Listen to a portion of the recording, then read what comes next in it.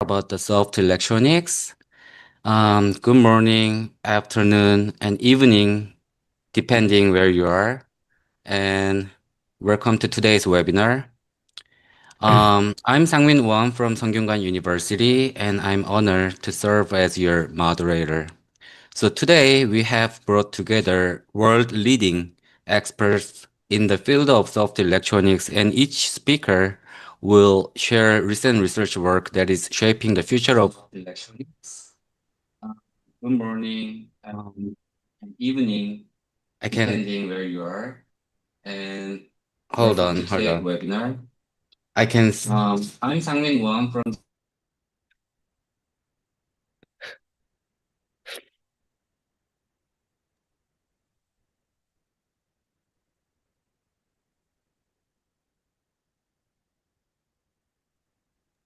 All right. So there was a technical difficulties. I see my voice coming out from the somewhere, but so here, so they will share the recent research work that is shaping the future of flexible, stretchable, and intelligent material and devices. So again, thanks for joining us, and I hope this session will be an inspiring and insightful experience for everyone. So before we begin, let me briefly introduce myself. I'm working at Songyungan University, and my research also focused on soft wearable electronic systems. So hopefully I can have another webinar in the future soon to talk more about my research as well. So I have had a privilege of working with all three of today's speakers, and I'm confident that you will enjoy their outstanding and widely recognized work. Um, so I'm working at Songyungan University, and my research also focused on soft wearable electronic systems. So hopefully I can have another webinar in the future soon to talk more about my research as well. So our first speaker is Professor Ji-Hyung Kang from Seoul National University. And Professor Kang is an emerging leader in soft electronics, widely recognized for his contribution in self-healing materials, tissue-like electronics, and stretchable system. And his impactful work have appealed in science, nature electronics, and nature nanotechnologies. Today, he will present about unlocking the power of supramolecular chemistry in soft material designs. So please join me in welcoming Professor Kang. So thank you for inviting me here and thank you for your kind introduction. I'm Ji-Young Kang from the Seoul National University in Korea.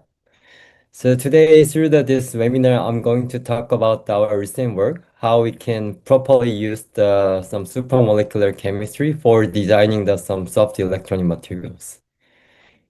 So basically, our group is heavily working on some fundamental chemistry and designed some new material for various applications, including some polymer network and some composite for electronic, some devices, and even some energy storage materials. So concerning the topic of this webinar, I'm going to talk about the mainly two things. The first thing is about how we can use supramolecular chemistry to design some polymer network, which show the very good mechanical robustness and even the self-reliability. And the second part is about the composite. I would like to show how we can properly assemble some functional nanomaterial inside of the polymer network, then to make some rubber-like electronic material for some wearable and even implantable application. So here I would like to start with a very simple and ideal some polymer network. So once we say that this is a polymer network, it means that some flexible polymer chains are fully cross-linked through some chemical bonding. So due to this chemical bonding, it showed some good elastic properties. But problem is that above the certain stress or even the high strain, some of the bond can be broken like this, and they are suffering from the fracture of some polymer network. So our group, our interest is that let's change the chemical cross-linking bond to the non-covalent cross-linking bond. So non-covalent cross-linking bond means that it is dynamic and reversible. So for example, some hydrogen bonding interaction or metal ligand coordination and even some dynamic covalent bond. So if you're giving the strain or stress to this system, what happened in the system is that some of the bond is broken like this. But since this is a reversible bond and then they are under the thermodynamic equilibrium, spontaneously they can reform the bond, then they can restore their mechanical properties. So this concept is the basic principle for designing the self-healing materials. So therefore, if you cross-linking with the very low glass transition temperature of the polymer chains and with the abundance of the dynamic bond, then you can easily make this kind of the self-healing material. Even though you cut your sample at the interface that damages the interface, some of the bond was restored and reformed. And finally, they can restore the mechanical properties and they can heal and they can stretch without any fracture. So this is a basic of the conventional some self-healable system. But problem is that once we use the dynamic bond, this dynamic bond is very, very dynamic compared to the CC chemical cross-linking bond. So therefore, if we think about the lifetime of this bond, it is very short. So at the very short time scale, it's like a very elastic some material. But if you go with the very long time scale, it's like a gummy. So at the very long time scale, all of the bonds behave like a liquid bond. So therefore, they can be easily stretched, but they lose their elastic properties and just undergo the plastic deformation. So always the issue of this kind of the self-healing polymer system in order to apply for the some electronic devices, we need to solve about how we can improve the viscoelastic problem and even though some toughness problem. So therefore, my idea was quite simple. So most of people just use the single, like one kind of the some cross-linking bond for the polymer network. My idea was that let's use at least the two kind of the bond. But important part is that these two kind of the bond should have a very different bond strength, meaning that one should be a very strong and one should be a very weak. So therefore, if you're giving the stress or strain, so only weak bond was selectively broken and dissipate the energy, and the strong one can keep their mechanical integrity and also the elastic properties. So through the last like a 6 year, I finally developed the three different systems to make a very tough but self-healable polymer materials. So let me go with the first example. So here I just put the chemical structure of the hydrogen bonding system. I use the PDMS as the main backbone, which is a very flexible and also the low TG system. And I put this two kind of the different some hydrogen bonding moieties. So these two moiety, both of them have a two urea group at the end. Only different thing is the structure of this core. In the case of the strong bond, this two urea group can form the four hydrogen bond at the same time in very cooperative manner. But this weak bond, due to the steric hindrance and dynamic nature of this isoporon, this two urea group not able to form the four hydrogen bond at the same time, and they follow the very anti-cooperative mechanism for bond formation. So not only the difference in their number of the bond, due to the multivalent effect, the strong bond show the like 7 times higher bond strength than that of this weak bond. So we confirmed that this property through the concentration dependent experiment. At the very low concentration, all of the polymer chains are fully like solvated by the solvent. But at a certain concentration, we found that the strong bond moiety very selectively form each other and pre-cross-linking the system and dramatically enhance the viscosity. Then after evaporation of the solvent, finally the weak bond also formed. So therefore, we are able to form the very beautiful some supramolecularly cross-linked polymer network system like here. So this system, if you make a polymer network only with the weak bond cases, we are not able to stretch it. It's like a very gummy properties. But in the case of the strong bond cases, it showed a very conventional, some elastomer-like behaviors. But once you hybrid these two systems with the two different dynamic bond in the polymer chain, then we finally go with the very high stretchability and the much higher fracture strength. Therefore, we have a very good toughness in our system. So there's some synergistic effect on the mechanical properties. And also the it showed a very good fracture toughness. So fracture toughness means that it's very difficult to tear. So even though you put the notch inside the film, and if you stretch it, then all of the strain will be localized onto this notch. And the conventional polymer, they're easily there is the crack propagation, then they are fractured. But in our cases, due to the very efficient energy dissipation at the notch, we can stabilize this notch even under the high strain. Then without any fracture, we can stretch it more than the 1000%. And also, not only that this good mechanical toughness, of course, our system also showed a good self-healability even underwater. Even though we are using the hydrogen bonding interaction, since we are encapsulating this moiety with hydrophobic PDMS, so therefore even underwater we are able to see the very rapid self-healability in this two damaged polymer film. So therefore initially we developed this hydrogen bonding system, but still the hydrogen bonding system itself is very complicated, so it's very difficult to understand what's going on in the polymer network. So therefore, we make a very directional metal ligand coordination bond-based system again.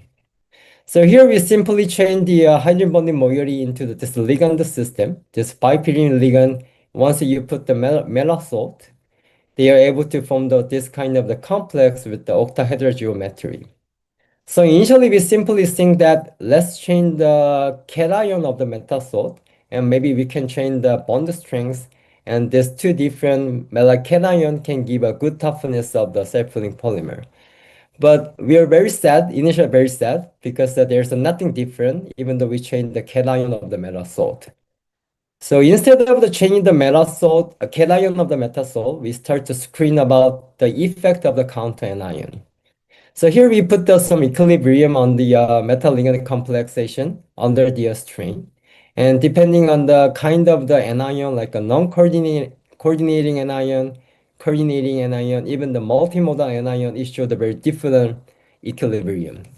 So therefore, we screen the effect of the counter anion on the cis polymer network. Even though we use the same polymer with the same ligand and the same cation, only simply change the anion species, we can tune the mechanical properties very dramatically. Especially if you look at the stress relaxation dynamics, they show the very different behavior. If you go to the some multimodal anion, they are not relaxed so much. It's a very static. But if you go with the very bulky and the coordinating anion, non-coordinating anion, which is a mobile, it shows a very rapid relaxation, meaning that they are very rapidly exchange their complex. So simply speaking, if you go the this egg anion, there's a very slow bond exchange. But if you go with the bulky anion like FSI, they can easily exchange their bond between the two complexes. So therefore, simply changing the count anion, we can fully tune the lifetime of the bond exchanges. So therefore, our approach was of course quite simple. After having the two different systems, we just mixed together with the two different counter anion. And we found that by mixing this multimodal anion and the non-coordinating anion, we can have a synergistic effect even on the mechanical properties. At the same time, once we mix it, we found that the self-healing kinetic also dramatically boosted upon mixing these two different anion. Then after that, we also trying to make one more system using the dynamic covalent bond. Then here we just use the disulfide bond and also the quadruple hydrogen bonding, like a UPY moiety inside of the system. In this system, one of the properties is very superior. It is the fracture strength. In the conventional like a PDMS self-healing polymer, their maximum fracture stress level is around the 1 or 2 megapascal. But in this system, by using the disulfide moiety and also the quadrupine bonding interaction, we can reach to the almost 30 megapascal. So therefore, with the very small pieces of the film, we can lift up the a very heavy object. Even with the notch, we can also lift up. So main mechanism is that this is a very strong hydrogen bonding interaction, but due to the strong hydrogen bonding interaction, it also can decrease the self-healing kinetics. But by putting this disulfide moiety, they can main chain shuffle. It means that more like easily speaking, they can fragmentization through this main chain. So therefore, even though you have a very strong bond interaction using the UPY, still you can impart the more dynamicity through the main chain shuffling. Then we can also achieve the good self-reliability with the high fracture strength and high fracture toughness. So far I just only discussed how we can properly design some molecular chemistry inside of the polymer network to improve the mechanical toughness of the self-healing polymer network. So second part is about how we can give a good electrical properties to the polymer system. So here I just put the very simple cases. So if you want to give some electrical properties onto the polymer, one of the easiest way is that just mixing the conductive filler or particle with the polymer network. But if you add a very low amount of the conductive filler, so even though you added, still the system itself is just insulating. So in order to see some conductive properties, we need the high loading inside of the polymer network. Then finally they are percolated, then we can see the electrical properties. But we are always suffering from this kind of aggregation problem. So therefore, once you add the high loading of the conductive nanomaterial, you can have a good electrical properties, but you will lose the mechanical properties of the polymer due to the heavy aggregation of this filler. So therefore, if you want to maximize the properties like electrical properties and also the mechanical properties, we need to think about how we can efficiently assemble this conductive filler inside of the polymer network. That is very important to maximize the properties. So recently, like 2 and 3 years, we developed two different systems how we can assemble some conductive filler inside the polymer network. So first example is about the liquid metal. So liquid metal received a great attention as the ideal stretchable like electrode for the wearable and bioimplantable electronics due to its biocompatibility and also the like ultimate some deformability from their liquid nature. But this is a liquid, therefore we need to mix with the polymer in order to have some good mechanical integrity. So one way is that after having this bulk liquid metal, if you're giving the ultrasonication inside of the solvent bath, then you will able to have some particle like this. So your particle at the surface, there's a spontaneous formation of the native oxide, then that structure can be maintained and stabilized. So after making this liquid metal droplet, once you mix it with the polymer, we encounter the one problem. So compared to the other like a silver or the other like a gold like particles, even though you add the excess amount of this liquid metal droplet into the polymer network, initially it is insulating. There are two reasons. So first reason is that the surface native oxide itself is insulating. And second is that this native oxide surface is very reactive, and many of the polymer chain try to absorb under their surface, and the polymer chain also prevent the tunneling between the particles. So therefore, always even though you add the more than 90 volume% of liquid metal particles into this polymer network, still it is insulating. So many people, what they did is that giving the forces like mechanical forces, for example, rubbing or strain or scratching, they like break the surface native oxide. Then inside of liquid metal start to be leaked, and finally they can have a percolated some network based on the leakage of the liquid metal. So therefore, in my group, we are trying to develop some new approach to have a very highly conductive liquid metal composite. So our idea was very simple. We decided to apply the ultrasonic wave onto this composite directly to this composite. Then if you're giving the ultrasonic wave, what's going on into this system is that some original particle getting smaller, and between the two large particle, very small particle formed very selectively. So therefore, if you look at this system, there's two different sides of the particle. One is very large, and the small, like a nano-sized particle was selectively formed between these two large particles. So if you see this SEM images, initially it is highly dispersed, but there's no connection. But if you're giving the ultrasonic wave, you can see that between the two different particle, there are selective generation of a lot of the small nano-sized liquid metal particles. So if you're giving the ultrasonic wave, initially it is insulating. But if you're giving the ultrasonic wave, as you can see here, that there's a dramatically some enhance in their electrical conductivity, and the maximum is around here. It is very, very conductive. And one more thing is that you have a different size of the liquid metal droplet. But in the case of this liquid droplet, they show the size dependence on deformation behaviors. So if you're giving the strain onto this system, only this large particle like a deform like this, and that at the interface, small particle is intact, in it's more like a solid particles. So this is a unique. This is a very unique deformation in the liquid metal particle system. So therefore, we think that this can be a very ideal some strain insensitive some population network and for the elastic conductor. So we found that up to like a 500%. So there's not so much differences in the electrical resistance, meaning that it's a strain insensitive. So therefore, we developed a very simple fabrication method. After printing the whole of the line, then we can scan with the ultrasonic tip.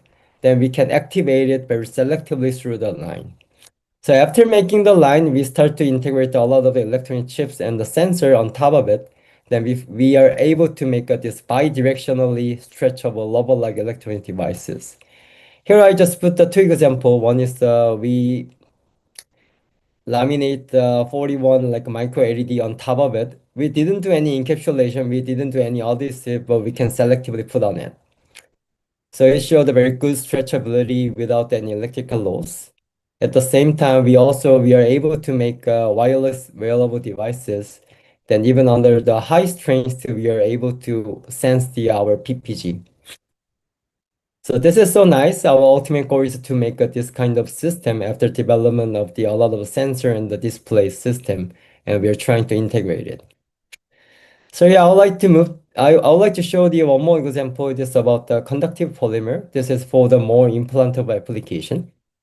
So here I just put the very famous conducting polymer P.PSS. So here I put just P dot. So P dot is basically semiconducting. So this is similar to the thiophin, but we put the more electron donating group on top of it, so they are very readily oxidizable by the dopant. So if you're adding the polyanion like a PSS as a dopant, what's going on to this system is that this P dot is doped. And finally, we start to have some charge carrier, then we can have a high conductivity. So if you purchase this PSS from the company, then it is colloidal dispersion in the water. So if you see that structure inside is about the highly doped P dot, and that at their surface it is the excess amount of the PSS, so it's a polyanion.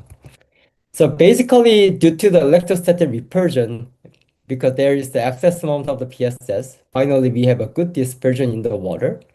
So many people trying to make a gel with the PSS. What they did is that screen out their electrostatic repulsion by adding the additive or some ionic some materials. Then after that, by screen out their surface of the PSS and remove the excess of the PSS, then we are able to make a good, highly conductive some PSS hydrogel like here. But problem is that this is a gel. There's like 80% of the water. So we have a high conductivity around the 1 gm per centimeter by increasing the huge number of the aggregation and the crystallinity. But problem is that even though this is a gel with the 90% of the water, still modulus is too high. So meaning that in order to increase the conductivity, we need to improve the crystallinity and also the aggregation. And those properties also dramatically increase the modulus of the scale. But if you make like a tissue-like properties, the problem is that you will lose the high conductivity. So our group, what we develop is that we are trying to make a very beautiful PWS fiber network inside of the template. So here we make some template polymer first, then we put the PWSS, color it. Then through this template, we are able to form the very thin and very long range PWS fiber inside of this template. Then we found that this fiber is a very defect free, so it showed a much higher conductivity. At the same time, its modulus is almost a tissue level. It's around a 60 kilopascal. So therefore, meaning that by using this template directed assembly of the PWSS, we can reach to the high conductivity at the same time tissue-like some mechanical behaviors. So we have two different network in this system. Then here's the AFM images. Without the template, if you make a PWSS hydrogel, then as you can see, it's like a rod-like structure is the bulk aggregation, meaning that inside of the bulk aggregation, there are huge defect. But by using the template, we are confining the whole the PWS colloid, then we can make a very high quality fiber structure inside like here. And due to this good morphology with a very fine structure, we have a very high conductivity. At the same time, we have a two different network. It is like behave like a double network system. So with the only template, it's very weak and very stretchable. But if you go with without the template or just PWS gel, it's very brittle. But once you mix with the template and also the PWS fiber, you can see that much higher stretchability and much higher strength and with the good toughness. So therefore, even though you compress your hydrogel more than the 35 Newton, still it showed a good elastic recovery. On the other hand, the simple template with just 20 Newton, they're smashed and completely fractured. Meaning that our conductive hydrogel is showing the good electrical properties at the same time very good mechanical toughness. So we have so important thing is that we need the good binding affinity between the template and also PWSS. So if you have a template with the poor binding affinity, there's a phase separation problem. So therefore, we are not able to show the long range assembly. Only with the good binding affinity, we can have a good connection through the long range with the PWSS fiber. So therefore, we have a good electrical property and also very tissue-like behavior we apply to the two different applications. So first one is about the ultra low voltage neuromodulation. With our system, like a 40 millivolt neuromodulation we achieve. Then if you go to the like a sensor, we applied our system on top of the in vivo heart. Basically, I'm a polymer engineer, so we can control the template and we can also put the tissue adhesiveness to the system. So therefore, our system can easily adhere onto the heart, and without any interlayer, we directly record their signal. So with the low impedance and high conductivity and the tissue-like modulus and without any interface layer, we are able to have a very high quality ECG recording with the good SNL here. So therefore today I just showed you two different examples for the tissue-like assembly and also the liquid metal droplet assembly for the wearable and the implantable application. Then let me go with the one more some example and our recent work. So recently we are focusing on how we can also stabilize the device itself. So if you want to use the conductive hydrogel, but we are inevitably need to use the hydrophobic encapsulant or the substrate in order to avoid the swelling problem and also the ion penetration problem. But most of this conductive hydrogel showed a very bad wettability on top of it, at the same time very low interfacial toughness. So therefore, some people use the some surfactant to improve the wettability. But problem is that this wetting can be improved, but the interface is very weak, so easily delaminated you upon like exposed to the water. So therefore, we developed and designed some new photoactivable surfactant. So it is a surfactant, but after you giving the UV light, they start to be polymerized very selectively on top of the surface.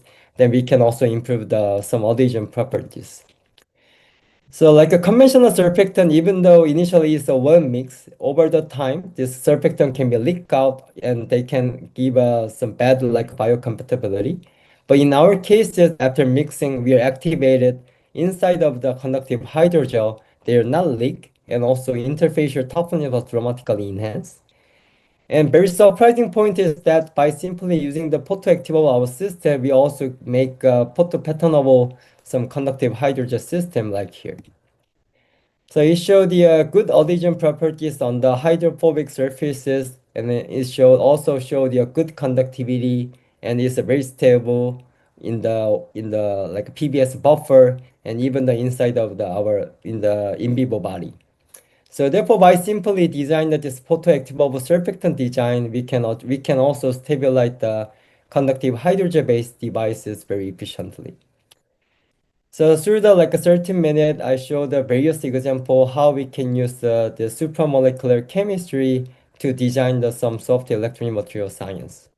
So let me, before closing my talk, I would like to thank my group member who worked really hard and also the funding source. So thank you for listening, and I'm happy to answer any question from audience. All right. Thank you for the wonderful talk. And I didn't get the question from audience yet, but I have a one general questions. Okay. So I have noticed that you frequently publish your work in a top journal like Science or Nature Communication that you talked in your presentations. So how long does it usually take for you to complete a project? And also, could you share any insights or know-how or strategy for publishing in such prestigious journals? It's a very difficult question, but maybe so. Basically, this science paper, for it takes like a 2 or 3 years. So initially, I asked my student to give some ultrasonic wave directly onto the disk composite. Then we are very luckily we found that we have a very high conductivity and also the very good properties. But at the initial point, we are not able to explain what's going on onto this system. But through the like 2 to 3 years, we tested a lot of the sample and trained a lot of the factor. Then we finally started to understand what's happening into this system. And due to this systematic studies and the new mechanism under this system, finally some reviewer was very happy to accept our like a paper in the science. So important thing is that not only some good performance, but also how we can prove the mechanism and also their effect. That is the more important to publish in the science, I think. Right. Thank you. Thank you for the answer. I just got a one question from audience, saying that how do you enhance the long-term stability of supramolecularity cross-linked elastomers while preserving their dynamic properties? So that is a very good question. So actually today I didn't give a talk about that topic. So as the audience mentioned that the supramolecular bond is not so strong. So over the time they're degraded. So therefore it is a viscoelastic if we consider the very long term. So therefore our group is trying to make like on-demand control the some dynamic properties with the photo switch molecules. And we are preparing the manuscript. And in that work, what we did is that after giving the UV light, then during the UV light, they're activated to heal. But without the UV light, they are totally like a covenant-like behavior. Then we can preserve that properties. So simply, we only use with the supramolecular bond. It's almost impossible to achieve the like long-term stability. So therefore, we need some other strategies to enhance the some long-term stability while maintaining some dynamic properties. Thank you. And I see that one of our speaker have a question for you. Yeah, so if we So have time, I Larry. have a quick question about this slide. interesting work and very beautiful work about this one. And you talk about the elongation will just have the concentration really play a big role on the big liquid nanoparticle, but the smaller one will pretty much remain undeformed. So do you have any insight in terms of why that happens? Is the big liquid metal will just be a bit softer in the mechanical property compared with the smaller one? It's very good. It's a little bit complicated, but one thing is that this larger one, if you stretch the polymer network, then the polymer trying to give a strain to the particle itself, they can deform. But just a small particles, even though we stretch the polymer chain, still that small particle is mobile inside of the polymer network. So therefore, they are not able to feel any stress from the some polymer. So therefore, we are not able to stretch that some particles. Thank you. All right. Due to the time limitation, we will move to the second speaker. So here, we have the second speaker, and he is a Professor Seongjun Park from Aju University. And Professor Park is a leading innovator in organic material-based flexible and soft electronics. And his research focuses on multifunctional solution processed device and sensors. And he has been honored with prestigious awards, including the Korea Government's Award or like a Wiley Small Young Innovator Award. And he will speak about the ultra-flexible, skin-compatible organic optoelectronics for wearable applications. Let's welcome Professor Park.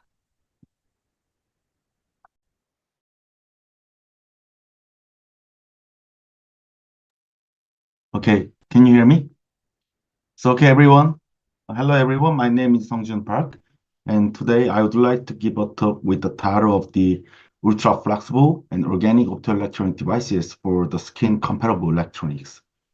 So, as you can see this slide, so we fabricate such a high-performance electronic devices on rigid substrate, and then we detach from the glass substrate, which is sacrificial layers, and then we fabricate the ultra thin electronic devices and we attach them on the complex skin surfaces or the tissue surfaces. So today I would like to briefly talk about the optoelectronic devices and their application into the wearable sensors.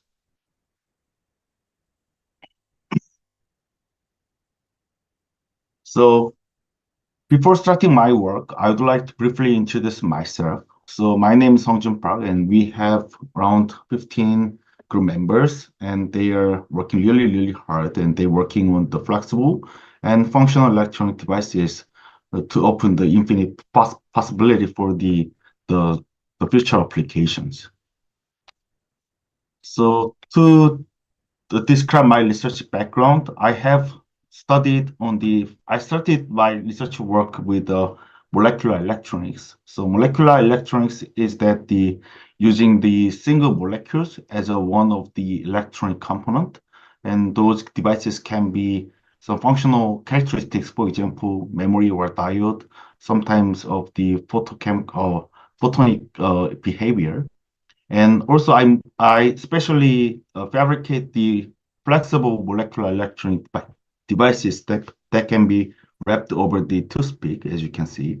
And then I moved on the solution processed electronic devices using the high K dielectric materials and also high mobility of the semiconductor materials. And during this time, the annealing temperature of the solution processed metal oxide require around over 400 degrees C, so which is not very compatible with the plastic substrate. So that we try to reduce the annealing temperature using especially the photochemical activation. So we could successfully demonstrate that the high performance metal oxide electronic devices on the plastic substrate, and even the circuits on the top of the plastic substrate. And then I moved on the why we should fabricate such kind of flexible electronic devices and what we can do with such kind of devices. And I moved on my research work for the real practical application into the wearable sensors. So at that time, I started to work with organic materials, which is very soft materials for the plastic electronics. And we developed the electronic skins for the demonstration of the data acquisition from the body surfaces. So after I got a job in the Aju University, in our group, we do four kind of the research theme. So one is the metal oxide semiconductor devices and their high performance electronic device fabrication. And also we do ultra flexible organic optoelectronic devices and organic electrochemical transistors. And also we do some organic and inorganic hybrid dry electrode and their application into the skin compatible or skin attached electrode for the diagnosis of the body conditions. So today I would like to talk about those two things. One is ultra flexible organic optoelectronic devices, and the other one is organic electrochemical transistors. So when we think about the current and the future electronics, even though we can get the biological or physiological data from the body surfaces using some kind of good watches, for example, Apple watches or Galaxy watches, but we still feel uncomfortability from the body because of their rigidity of the devices. So that maybe the future electronics, we may think that some kind of imperceptible design that we cannot feel this uncomfortability is really important.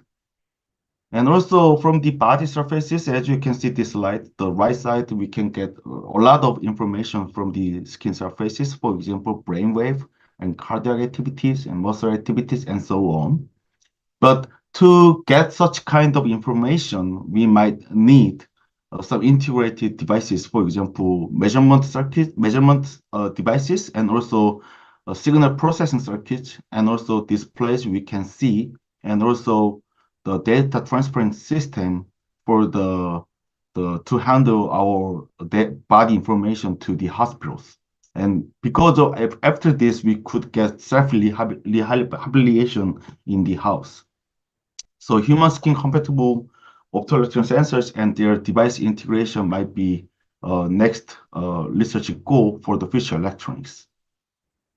So to fabricate such kind of devices, we need to think about the very careful strategies. So first one is a proper selection of the soft materials, and second one might be the reduce of the total thickness of the devices. So by reducing the total thickness, we could get the lower flexural rigidities. So it means that when the body surfaces has some the mechanical deformation, the devices can try to conform attachment of the complex surfaces. So this is one of really good example. So this is John Rogers, the flexible devices. When we see that some matter with a thickness of around 500 micrometers, we can see a larger gap between at the end interface between the complex surfaces and the matters. But when the thickness goes down to the 5 micrometers, you can see the excellent conformity between the two surface at the end interfaces. So that Rogers Group can still make a really good devices for the wearable electronics, but still they use some inorganic materials and which is quite rigid and could be brittle under the mechanical deformation, so that our strategy is quite different with the Rogers strategies. So we could fabricate the devices with a bottom-up process, and we utilize not the inorganic materials, but the organic materials for the fabrication of the high-performance flexible electronic devices. So this was done by the Professor Martin in 2013, and he showed the first imperceptible electronic devices fabricated the transistor arrays and shows a 3 gram per meter square, which is very lightweight. So at the 2003, when we fabricate the devices for the sensor application, we think that those devices can get the information from outer side of the body surfaces. But in 2013, after we demonstrate such kind of devices, we think that now those devices can only not only detect the outer surfaces, but also can detect the inside of the body surfaces. So which means synchronize the electronic devices with the body surfaces. So by reducing the thickness from the 2 millimeter to the 2 micrometers, we could achieve the devices well synchronized with the complex body surfaces. So not only these transistors, many researchers in worldwide already demonstrate the various kind of the functional electronic devices, for example, displays and physical and chemical sensors, or energy devices, and also integrated system. But nowadays we need to carefully think about the not only just the one single devices, but also we need to think about the integrated systems for the reliable detections and also to see how the condition goes different. Today I would like to little bit more focusing on the organic optoelectronic devices, so which can be organic solar cells or organic photodiode. And normally organic materials has a good advantages because they have a solution process, meaning that it can be printable for the large area device formations. And nowadays, the organic materials using the organic solar cells, they have a good power conversion efficiency over 20%.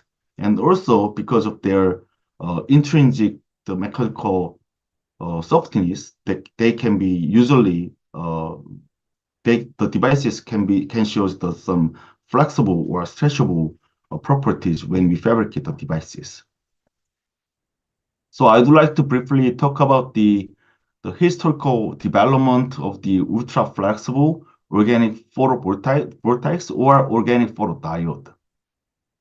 So this is the work done by Professor Martin, and he developed the world's lightest organic solar cells, and the thickness is around 3.3 micrometers and shows ultra lightweight around 4 grams per meter squares and the efficiency around 4.2%.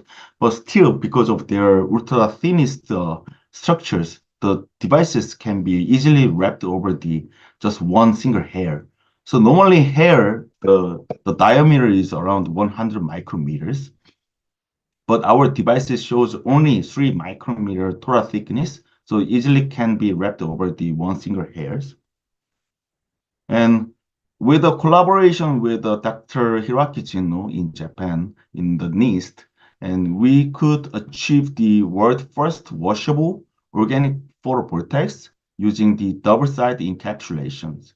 So by proper encapsulations, the solar cells can still showing the power conversion, the properties under the irradiated light, and even under the immersed condition in the waters.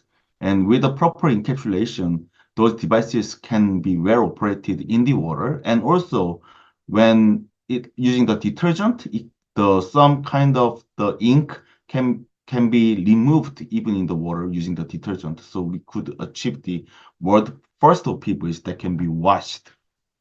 And also Su Xiaoming in the where was in Shenzhen, and she developed the module devices, and by integration of the solar cells in the series on parallel, and she could achieve around 36 milliwatt of the total powers, and those powers shows really high the operational power so that they can turn on the more than a lot of the LEDs using this the ultra thin, the module of the OPVs. And what I also did is that by attach of those devices on the complex, the skin surfaces, we could get the PPG signals. So PPG signals is normally the signals that can be acquired from the volumetric change of the blood vessel inside of the thumb. So normally in the hospital, when we use the PPG sensors and when we moved our fingers, we could not get the accurate signal detections. But because of our devices can be well attached on the complex skin surfaces, we could simply and easily acquire the high detection ratio or with a high detection ratio, the PPG data can be well acquired using our ultra-thin devices. And this is one of the examples. So left side is just the conventional PPG sensors, and the right side is the data showing using the ultra-flexible OPDs attached on the complex skin surfaces, and shows good synchronized data with comparison between the commercial PPG sensors and ultra-flexible OPDs. And also by integration of the power sources, and we could achieve the self-powered systems. So in the single one plane of the substrate, we integrated the ultra-flexible solar cells with the organic electrochemical transistors. And by integration of the devices, the OECT, which is a sensor for the ECG, they do not need any outer powerings, which have a lot of noise. But using the pure power sources from the OPVs, we could get the very clear ECG signals. And after that, after I got a job in the Ajun University, some of in the structure of the devices, I realized that the rigid layer, such as ITO, can be easily brittle under the harsh mechanical deformation, so that when the 200% tensile strain, which is around 66% of the compressions, when we apply the ITO electrode, the devices cannot be well maintained under the mechanical deformation. But by changing from the ITO to the silver electrode, which shows around 8 nanometer thick, we can get the very stable OPVs under the mechanical and harsh compressed conditions. But the other good point is that we utilize the silver layers with only 8 nanometer thickness, so that we could achieve the ultra flexible and also semi-transparent organic photovoltaics, so which shows a see-through devices. So from the front side, we can see the other side of the back side of the devices. So by using the amine treatment of the hyaline substrate, we could achieve the continuous connection of the ultra thin, the silver layer. So when we normally deposit the only 8 nanometer thickness of the silver layers, they normally form the island structures with the disconnectivity. But using the PEI treatment on the hyaline substrate, we could achieve ultra thin silver layers on top of the substrate. And also by using the DMD layer, dielectric metal dielectric layers, we could achieve the anti-reflection effect of the devices. So therefore, we could achieve the high performance and semi-transparent and ultra-flexible organic photovoltaics. And also, our ultra-thin optoelectronic devices can be utilized as the gesture recognition sensors. So normally, very early stage, the gesture recognition devices shows bulky and rigid and low adaptability for the wearable design. But after 20 years later, many researchers really work hard, and then they demonstrated that the skin compatible sensors. But nowadays, we are trying to think that the inferencing process is also quite required for the artificial intelligence systems. So that nowadays, the intelligent and adaptive sensing devices are a prerequisite for the future gesture recognition process.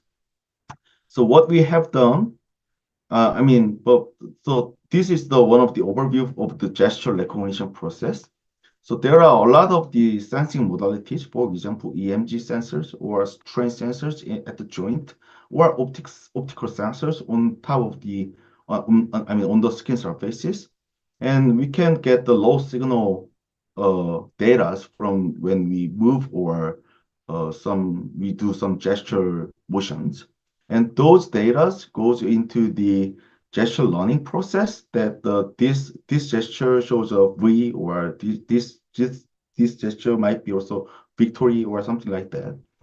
And then by using the inference process, we could achieve that, recognize the intention of our gestures. So what we tried to is that by turn over our devices to the light, to located the light side. So we located our devices on the skin surfaces at into the X and Y axis. So when we draw, for example, number 3, we have a different X and Y axis optical data, and Y-axis will be a little bit decreased and decreased, but then X-axis will be decreased and increase and decrease and increase like this, like the green data or red data from the Y-axis. And by integration of the X and Y-axis, and we project them into the 2D surfaces, we could successfully get all the numbers by using the skin attached the optoelectronic devices. And those devices can go into the neuromorphic devices for the storage, for the storing of the data, time series data into the neuromorphic devices. So we could fabricate the neuromorphic devices, even also the ultra thin form. So on the pylon substrate, the aluminum and dioxide and aluminum, which is the cross structures, can be easily formed. And those devices will function even under the skin surfaces. You can see the LTP and the LTD, which is very well specialized the neuromorphic behavior and working well even on the hand-like replicas. And by integration of those devices, we could do the inference process using the algorithm. And because of that, normally when person 1 or person 2 have a different writing style, but let's see that when you see the 3 from the person 1, we cannot really well recognize whether it's 3 or not, but the computer can recognize well. So as you can see, even though when the devices were compressed more than 60% of the strain, we could achieve the higher accuracy over the 85%. So it means that using our device and integrated the optoelectronic devices, we could successfully recognize the intention of the gesture motions, or those devices can be also applied into the wearable application for the XR or VR or some of the future electronics. So this is one of the first proof of the concept for the integration of the sensor and neuromorphic, then an AI process for the recognition of the finger motions. And recently, we also do the high performance organic photodiode.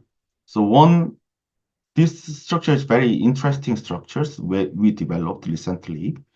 So EML layer, which is the emission layer for the OLED, is integrated into the OPD structures.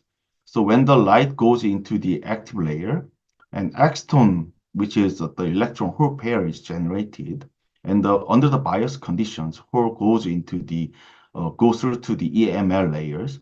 But the EML layers, they can also there's a charge recombination, and there is the green light emission from the EML layer. And the green light again goes into the active layer, so that we could higher detectivity even in the very low dimmed condition around 10 lux of the light environment, so that EML can assist the photon multiplication in the OPD structures by generating the green light inside of the devices. So we can utilize the internal light from the device architectures.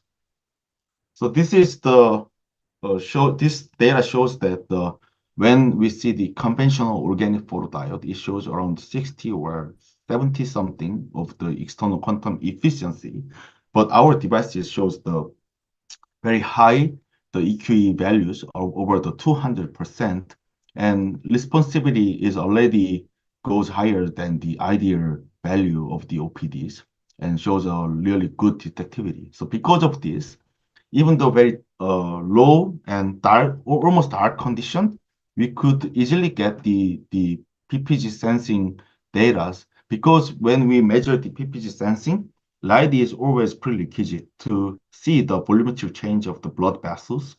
But using our devices, even though in the room light condition, which is very just conventional room light environment, we could easily get those biological physiological data without any without need of the external lights for the detection of the PPG data. And now I'd like to move on the ultra flexible organic electrochemical transistors. And we recently fabricate the vertical structures of the OECTs. And as you can see, the TEM image here, by controlling the pylon layer between the source and drain, by controlling the thickness of the pylon layer, we could also control the channel length between the source and drain electrode. So by minimizing the pylon layer thickness down to the 500 nanometers, we could achieve very short short channel of the organic electrochemical transistors. So the transconductance values is almost show around 400 millisiemens.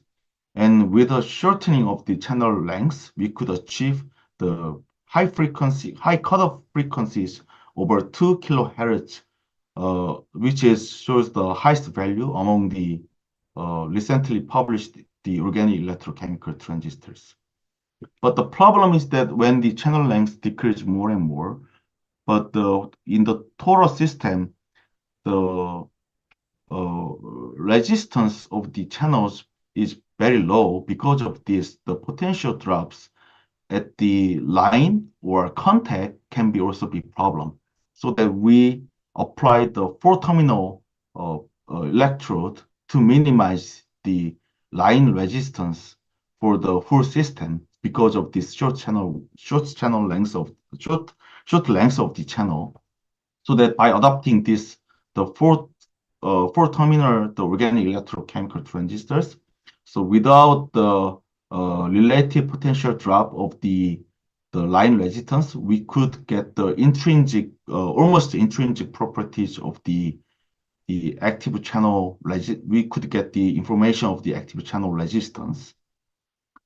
And by applying those devices on the skin compatible design, we could achieve really good biophysiological signal, for example, ECG and EMG and EOG. But the good point is that the minimizing the channel length of the devices indicates that we could apply very small drain biases for the detection of the physiological data. So we only apply the 0.1 volt for the operation of the sensing devices, and the signal to noise ratio of 40 decibel at 10 millivolt is successfully achieved. And with working with Professor Jang Mei in Purdue, we could also achieve the sterilizable and vertical structures of the anti-organic electrochemical transistors. Because of this new synthesized material, which is NPBDF, shows a very lower Lumo levels. So it means that very stable in the ambient conditions.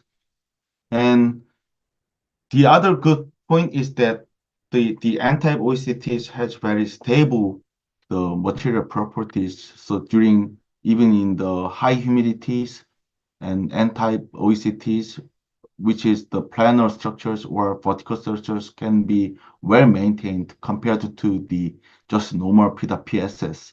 And also the P-type OECTs, which using the NPBDF, has a very stable the transconductance values as a function of the operational time, and also under the irradiation of the UV lights, the devices can be well operated, and even the autoclaved conditions, the devices can be very well maintained without losing of their electronic properties. So this is all of my talk. So I'd like thanks to all of my research members in my group, and also we always welcome for the international collaboration. So please, if you have some good ideas, I really welcome to work together. And thank you very much for your attention. Thank you. All right. Thank you. Thank you for the excellent talk. So before getting the question from the audience, let's start with a general question from me. So I see that you're widely recognized as the one of the rising stars in Korea. So, and I often see Am I? you, yeah. And I often see you actively participating in many conferences as well. So since many of audience members today are probably young researchers or graduate students, could you share like some advice on how to build a successful careers in academia? Uh,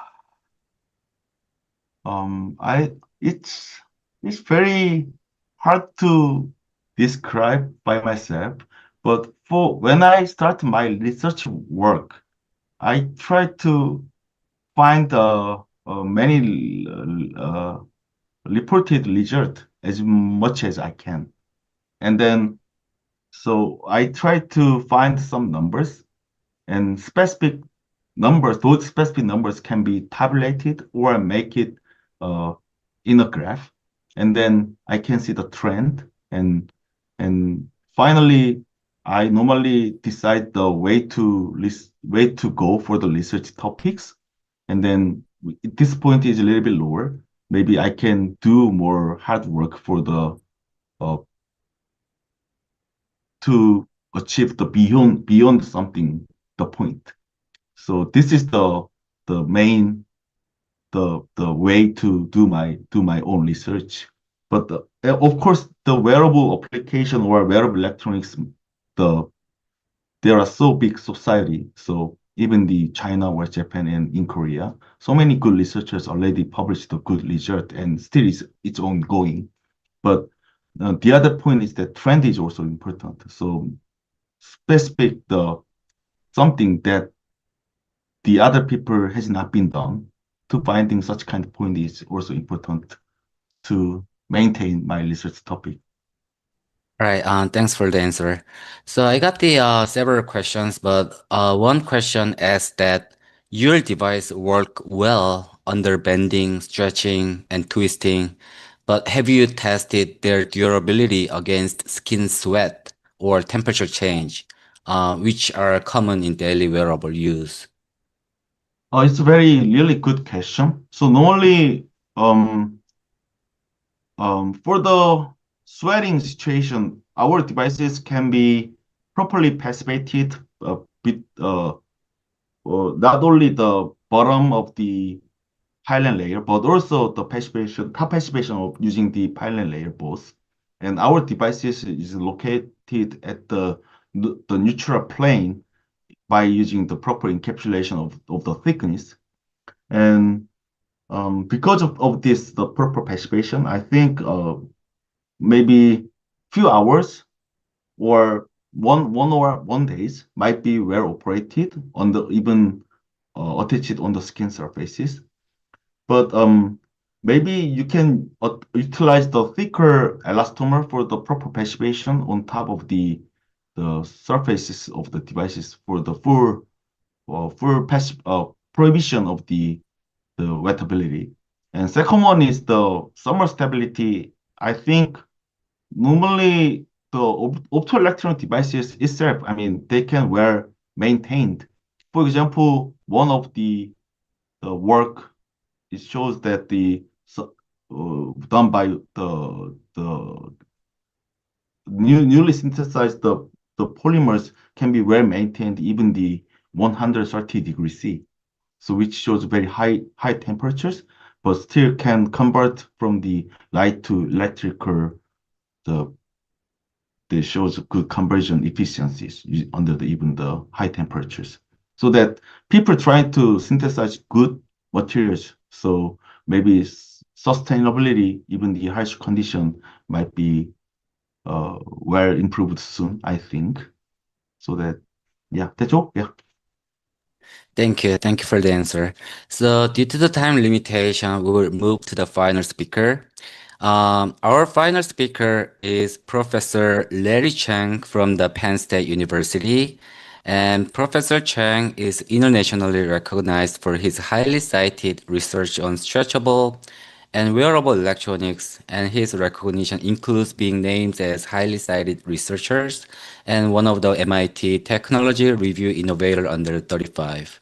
So today he will present on standalone stretchable device platform for the biomedicine. So please give a warm welcome to Professor Chang.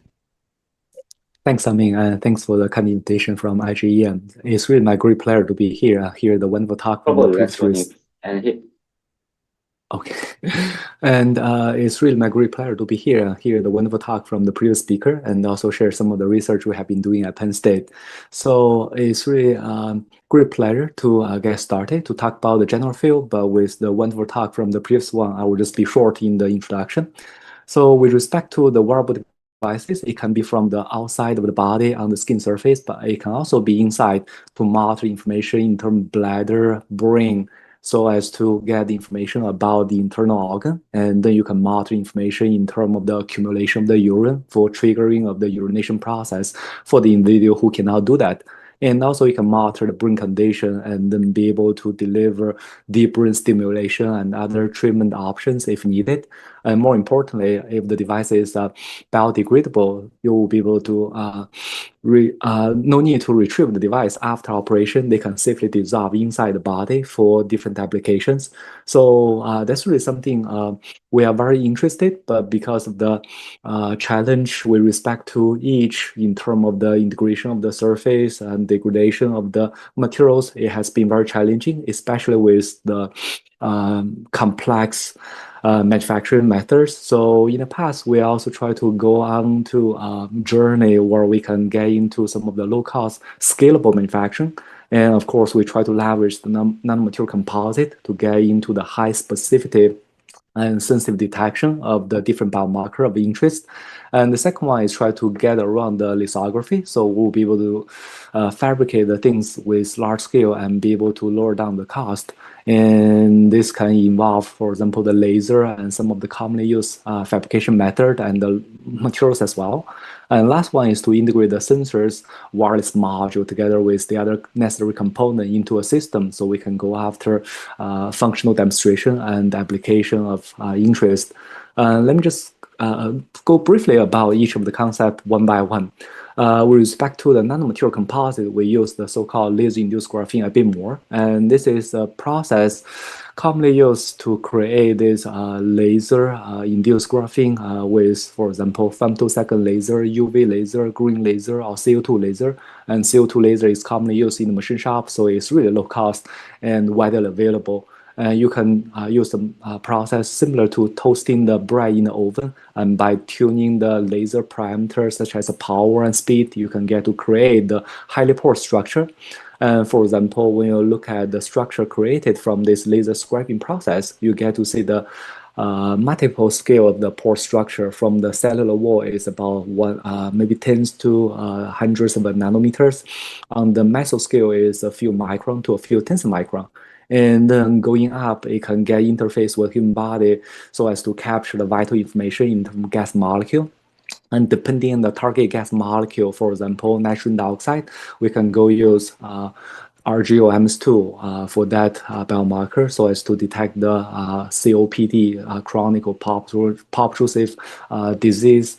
And of course, if you are interested in the other volatile compounds, you can simply tune the nanomaterial composite, for example, changing the previous one into copper oxide, zinc oxide will get you to detect the others. And the trick is to apply this nanomaterial composite on the RIG after laser scribing, or you can simply use the precursor of nanomaterial and then use the laser to synthesize material together with RIG, and then you can get into one single material with a single step. And the data can be transmitted through Bluetooth module for the patient or healthcare provider, and they can analyze the data and provide intervention if needed. And this is not limited to the polyimide as we have shown here, but it can be widely available to the other carbon sources in terms of bread or textile. And of course, it's a bit challenging with this highly porous structure, but we really want to have this high permeation of the gas or sweat going through the material.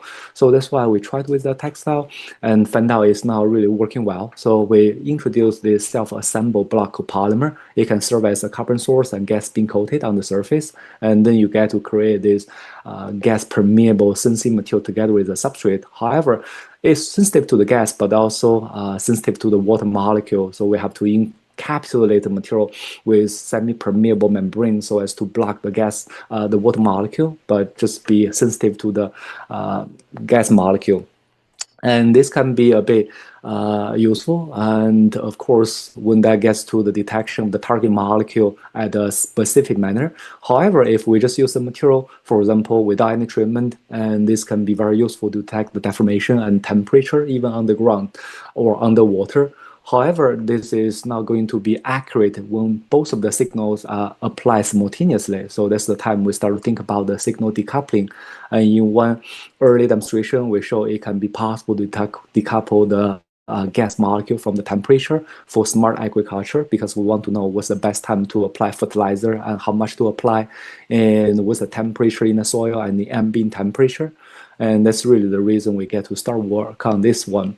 And this is actually a very simple illustration. In a way, we have a pair of sensors, and these two sensors side by side. The first one is with encapsulation, and so you don't need to worry about the gas molecule going through the layer because it's all blocked out. And the sensor can just detect the temperature because thermal conduction can still happen. And we can just engineer the thickness to make sure it's thin enough without delay in the temperature detection. For example, the green line of 10 micron is pretty much as the one without the membrane. On the other side, when we have the other sensor without encapsulation, you use the self-heating to introduce the Joule heating to heat up the local temperature about 50 or 55 degrees C. And then the local temperature is not going to be affected by the ambient fluctuation of the temperature. So it can detect the gas molecule without being affected by the temperature. Putting these two sensors together, we can decouple, for example, the temperature and the gas molecule. And the purple-ish color changes from like 20 degrees C to yellowish color of 55, and the gas molecule is vary from 1 to 2 to 3 ppm. And then you can use just the two sensors, the top one with self-heating, and there's no fluctuation over the change of the temperature, and the bottom one with encapsulation is not going to be affected by the gas molecule. So this is actually a very simple strategy. When you want to detect two signals at the same time, you simply want to use two equations to solve the two unknown parameters. But of course, you don't need to limit it to this strategy.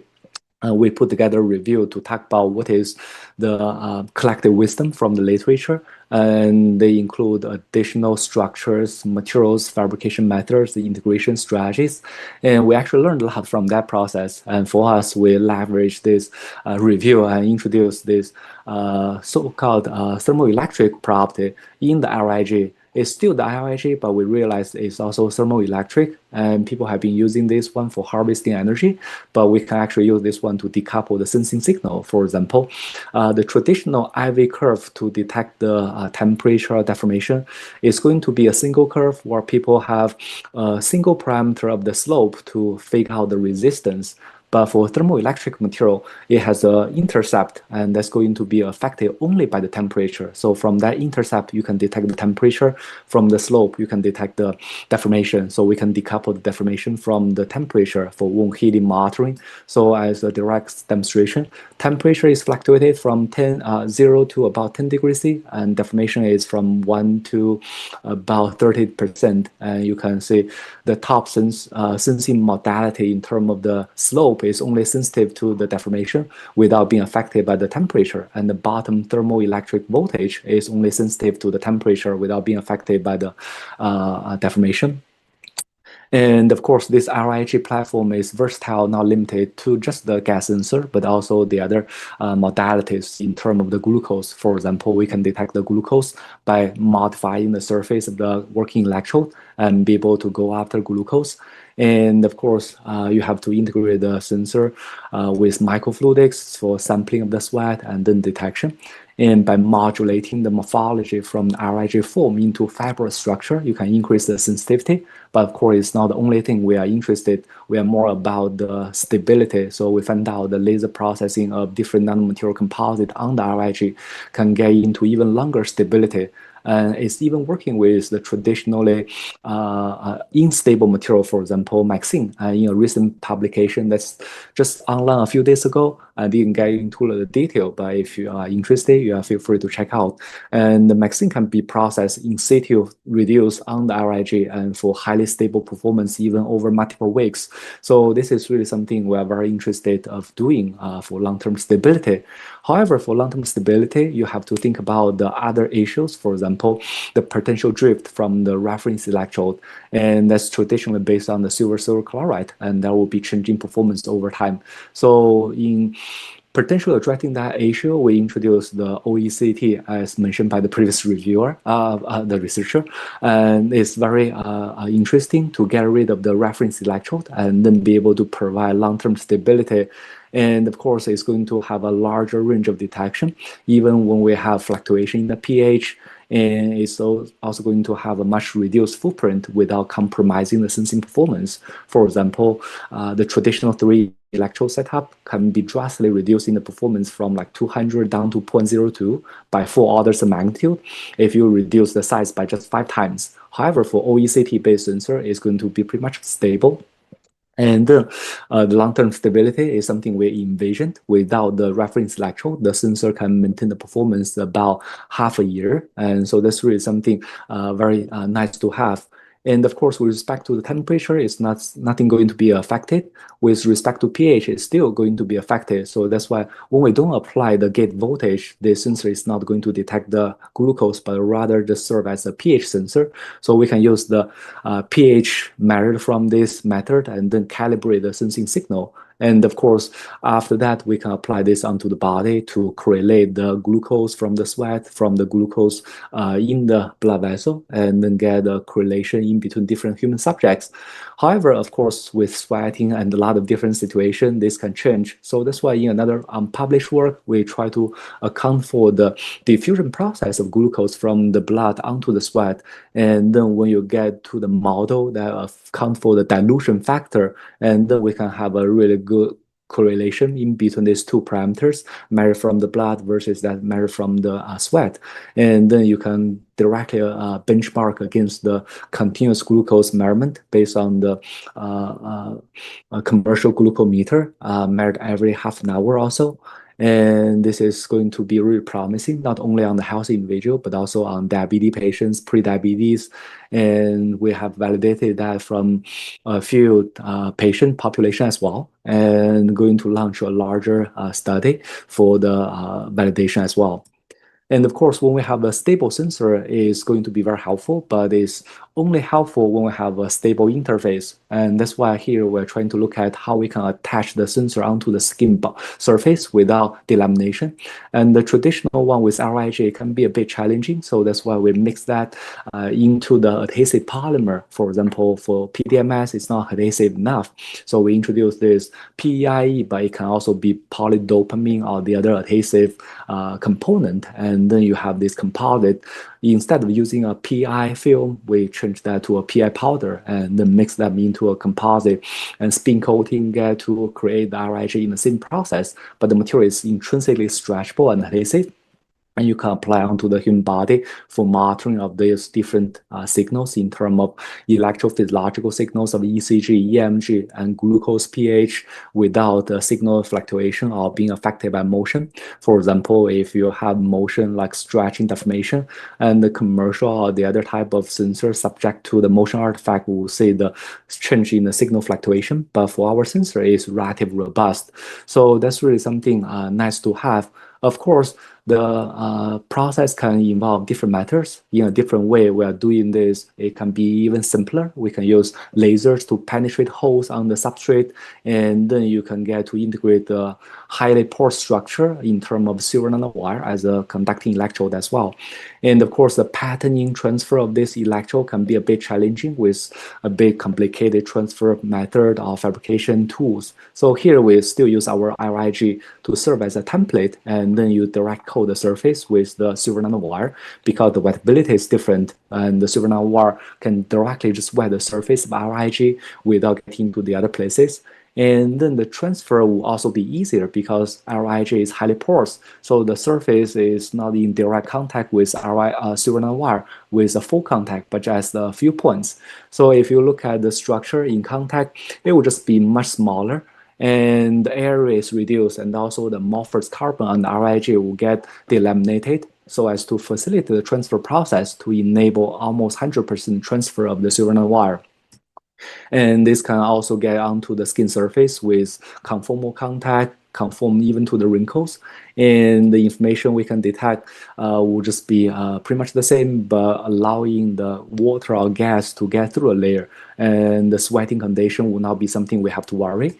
And that's why during different motions, during different times over a week, or even with strong changes in the condition like jumping, and the system can be really robust just based on this highly porous structure of the system design. And of course, we didn't get to talk about the EEG that's typically going through the hair. Otherwise, you will have to shave the hair to avoid the issue. And here we are looking at a different strategy. If we have the material that can transform into a bit liquid like a gel and then get through the hair by simple heating, and then the material can be much more interesting. Of course, traditional composite material can be a bit challenging to achieve this goal, because composite material will typically have to sacrifice one property for the other. And here we're just asking a lot of different properties to be integrated into a single material. For example, the material has to be transforming from temperature and highly conductive, adhesive, even self-healing, and also long-term stability over time. And so that can be very challenging. But when we look at the membrane of the cell and the different compartment within that cell, we learn this compartmentalization or the phase separation that we can leverage to get into a unique property combination. And for example, in a nutshell, we can achieve this property altogether into a single material system, and it can get through the hair. Even the curly hair and the contact impedance can be a few orders of magnitude better than the traditional methods. And the long-term stability is pretty high, and we can go after a few months without performance change. And this is also porous due to the phase separation and to allow the permeation of the gas and water molecule go through the layer. And as another interesting property is about the softness. Typical material based on, for example, PWPSS, as mentioned by the previous presenter, and this can be very high in the modulars, and here we can push that down to kilopascal as well. So this is much better in terms of mechanical property and also electrical property without change over deformation. And the laser we use is the CO2 laser, commonly used in the machine shop, so it can be leveraged and repurposed to create a structure for other applications as well. So for example, here, we simply are interested in using this laser for processing material. So when we apply the material with the laser, and you get to kind of burn the material with different structures. And initially, we'll look at the structure and find out is not uniform, but rather Gaussian profile. And this Gaussian profile of the laser can actually be leveraged to create a superposition. Superposition will give us modulation on the laser burning profile. So when we apply the laser first to a large area and gradually reduce the scraping area, and each scraping is a laser profile with a Gaussian shape, and then three together will have the supercomposition with modulation on how the laser decays from the super high power in the middle to the edge, and then you can modulate that to be close to a bit linear, and then you can get to create the pyramidal structure, very useful for the pressure sensor, and further combined with ionic liquid for high capacitive sensing.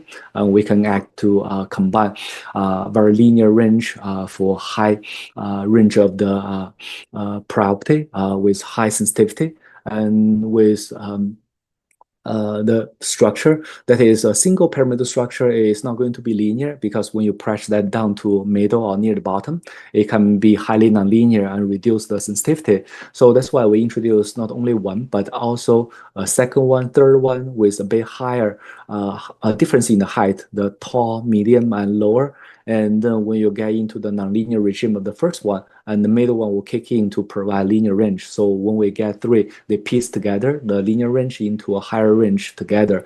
So we will be able to achieve a linear range from as small as 0.3 Pascal as high as 2 megapascal, overcome 6 orders of magnitude.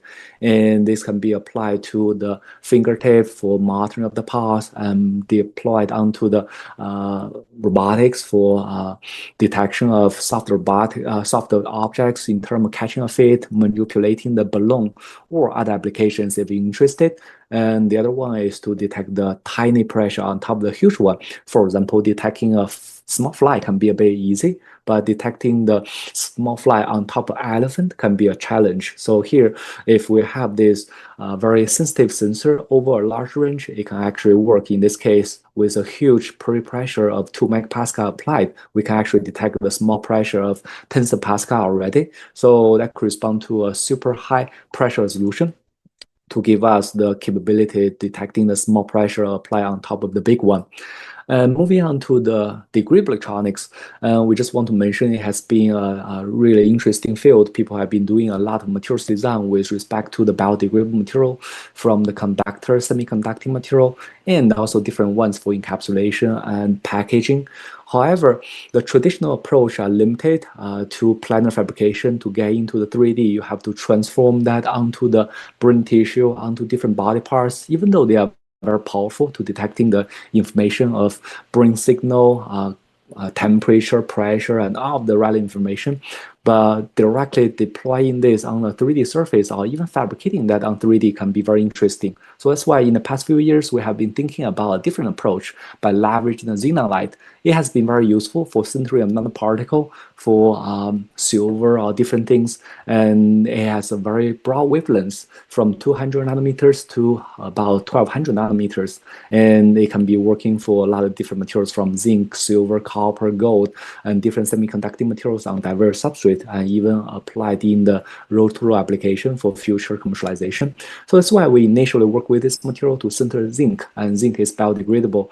However, it's not working because the native oxide on the surface just prevent the conductive pathway from forming. And in an accident, we flip over the sample and find out we can actually collect the conductive ink on the substrate just below it. And what happens is, with the multiphysics phenomenon, the light get shined onto the nanoparticle, and they will just induce the heat. So the thermal heat will just be able to create the temperature increase, and thermal expansion will come in.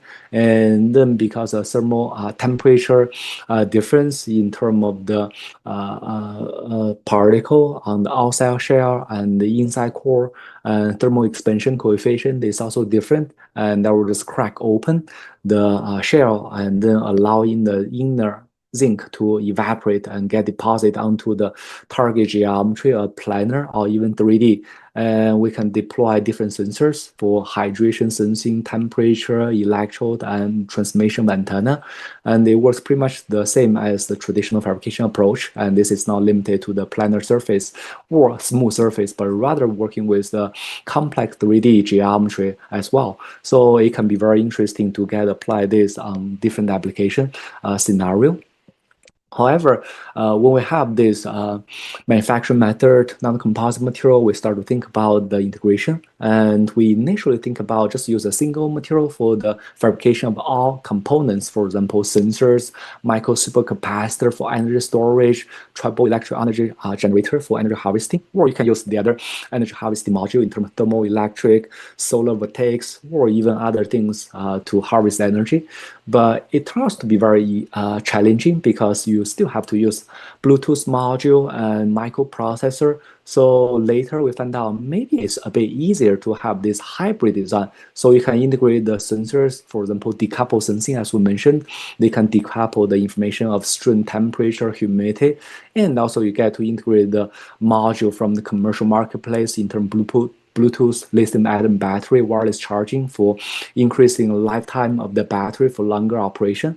And at the same time, you put them together and they can be well maintained and miniaturized into a size that is as small as a bandage or even smaller. And we apply this onto the face for detection of the expression or emotion, and to predict whether people are happy or sad, and when people are true happy or fake happy. And this can be very useful for the future, not only in the real world, but also in the future virtual world, where we can have the emotion to be communicating with each other. And this is what we can do with a single patch. When you have a network of sensors, you can apply onto different body parts. For example, just with a accelerometer, you can detect the motion of the baby from arms, legs, and get to know the coordination in between them, because the premature baby may have the brain damage or change. And if you can predict the risky baby from the healthy one, you can provide early treatment for those who are affected, and then be able to treat them at the early time, because brain can recover in the about 1 year time they have the issue. And of course, you can also possibly integrate the sensor from commercial marketplace like the accelerometer with the in-house fabricated electrode or soft sensors we develop, and put them all together onto a soft patch, and then deploy this onto the throat area for detecting the speaking, swallowing, and many other different activities, heart rate, respiration. And of course, here in our example, we try to go after the rehabilitation of the patient who have gone through the therapeutic treatment or throat cancer, and then you will be able to predict their rehabilitation status and provide intervention as needed. And of course, with the data that's a bit complex with respect to multiple modalities over time, it can be a bit challenging to directly analyze with traditional methods. For example, the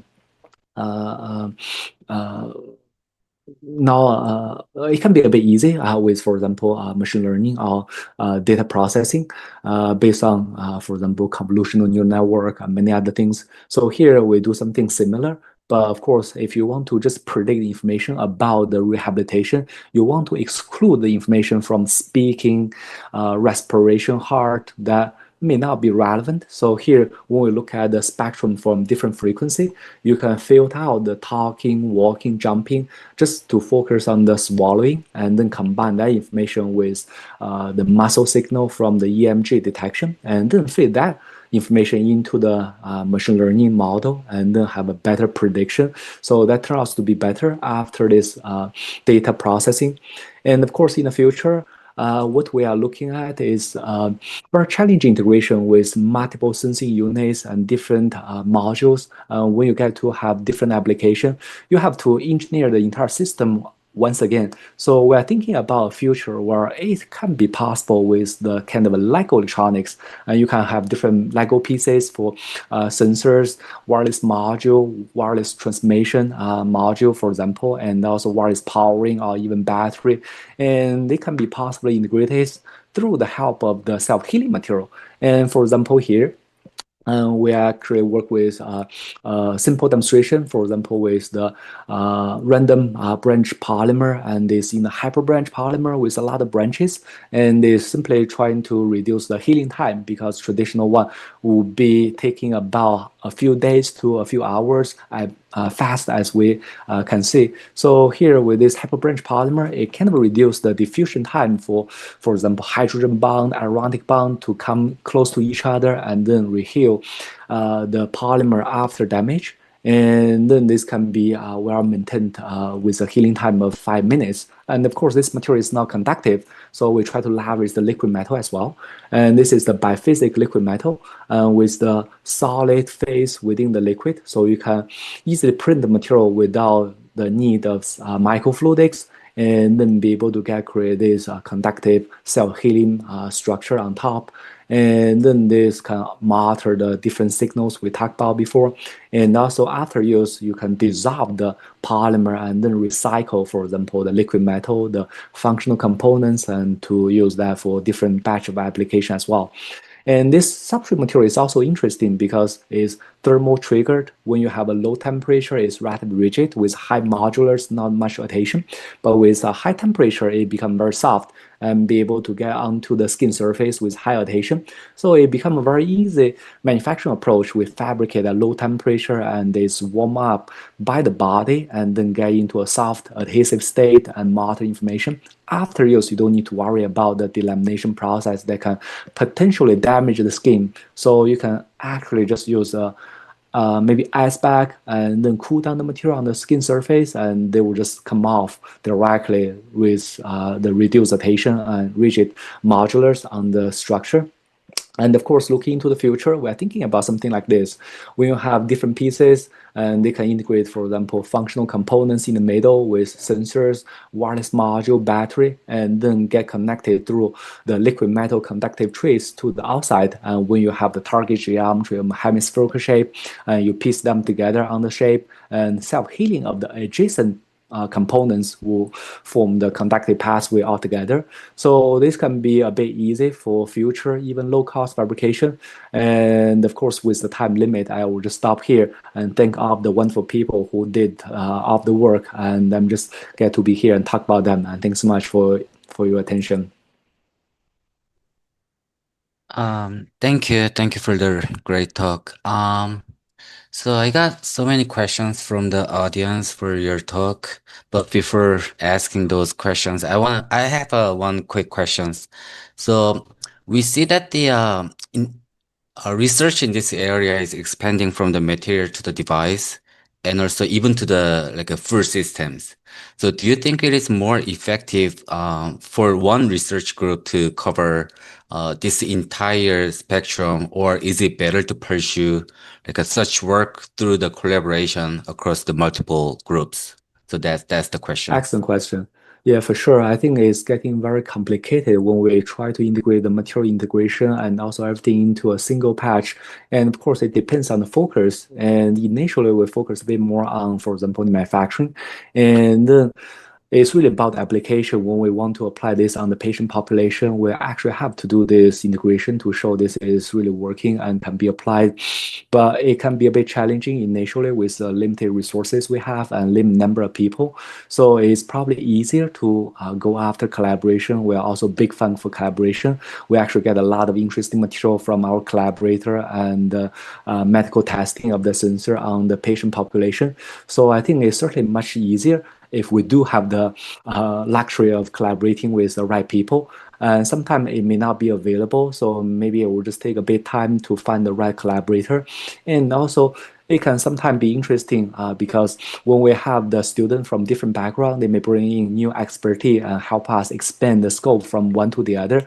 So we gradually building into some of the complicated system little by little, but we still enjoy the collaboration. So maybe I think it's a good combination with collaboration with people that can help you contribute to the area you don't cover, and also to learn new things from your exploration as well, because that can give you the flexibility and also different opportunities moving forward into future direction. Thank you. Thank you for the answer. So here are some questions from the audience. So does your dissolved device leave any residues that might affect the biological tissues? Sure, very good question. So here in our biodegradable device, we typically choose the material from biodegradable components in terms of conducting traces, for example, zinc, magnesium, moly, and other dissolvable conductors. And for the semiconducting material, it can be silicon or the other biodegradable semiconducting materials. And the packaging substrate can also be coming from the same manner. So as long as you choose the material all coming from this library of biodegradable material, it should be leaving no traces. But of course, the time is really a bit different. And some of those may dissolve in a few hours, and some of those may dissolve in a few days or few months. And you may want to leverage the encapsulation just to protect the entire device to a program time that can work for your application. And then they can safely dissolve afterwards. So that's one approach. But of course, if you are working with environmental sensors, some of the component may not need to be completely dissolved, and they can be collected afterwards for recycling, and that can be a different approach as well. I see, I see. All right. Another question says that how do you calibrate sensors to avoid errors from the body movements or skin moistures, like for disease diagnostics?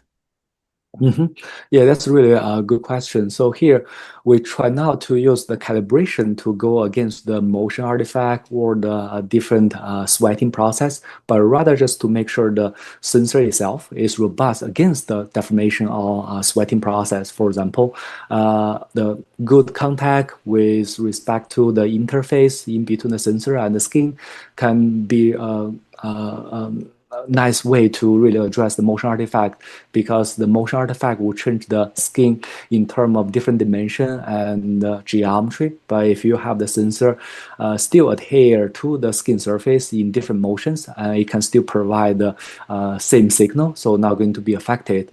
And the sweating process is a bit challenging, because if you still have the high adhesion, the sweat accumulation on the interface can delaminate the interface.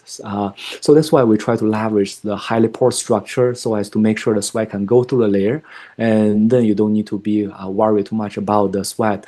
And of course, there might be other things in terms of the potential signal drift in electrochemical sensor and many other things. And that's really something we have to worry. If we cannot really make sure that's drift free over time, it's better to use maybe algorithm. I think that's something commonly used in the commercial marketplace. For example, commercial glucose sensor, and they know it's going to be drifting over 2 weeks, and they can use the data from the commercial marketplace or from different individual, and then just to calibrate the drift so as to provide accurate detection over time as well. All right. Thank you. Thank you very much. And that's it for the questions. And thanks again for your presentations. So that's pretty much all about the presentations for today's webinar. And I would like to sincerely thanks our distinguished speaker, Professor Kang, Park, Chang, for sharing their research work with us today. And I also want to thank all of you in the audience for your active participations.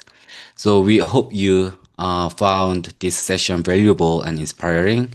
And that's it for today's webinar. And thanks again. And we look forward to seeing you at our future events. Thank you. Thank you very much. Thank you. Bye. Thank you.